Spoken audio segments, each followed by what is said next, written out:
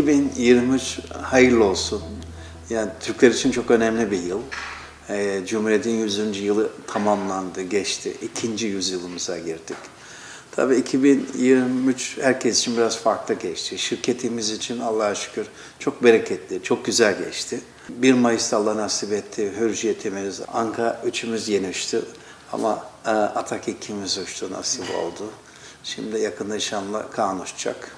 TUSAŞ bu yüzyıla altyapılarını pratik olarak bitirmiş girdi. Rüzgar tüneli olsun mekanik, test olsun yıldırım, test olsun kuş çarpma, bütün bu bir havacılık, uzay sanayi için bütün altyapılarımız tamamlandı. Allah'a şükür olsun.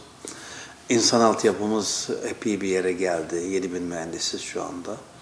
6.000 teknisyenimiz var. 17.000'e yakın toplam çalışanımıza geldik.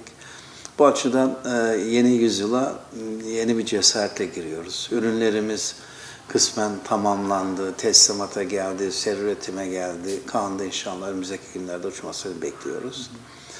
Tabii yeni yüzyıl heyecanlı olacak. Bir eşiğin geçildiği bir yüzyıl bu.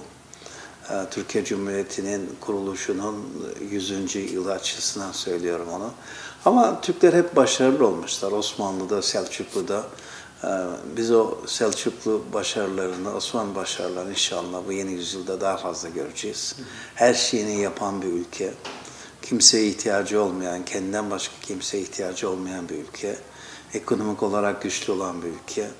Ve her tarafa da elini uzatıp destek eli uzatan bir ülke olarak Türkiye'yi görürüz inşallah. Biz kritiği geçtik aslında.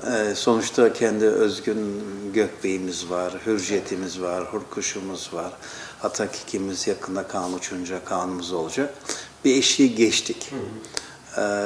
Tabii rakamları karşılaştırırsanız Soğuk Savaş dönemi hariç orada gerçekten çok acayip bir performans Amerika sağlamış durumda.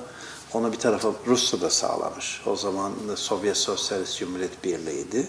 Sağlamış durumda. Onları bir tarafa bırakırsak yani 60'lardan sonra en yüksek performans gösteren şirket TUSAŞ olduğunu söyleyebilirim. Çıkardığı ürün, hız ve kalitesi konusunda bir devrim yapılmış durumda.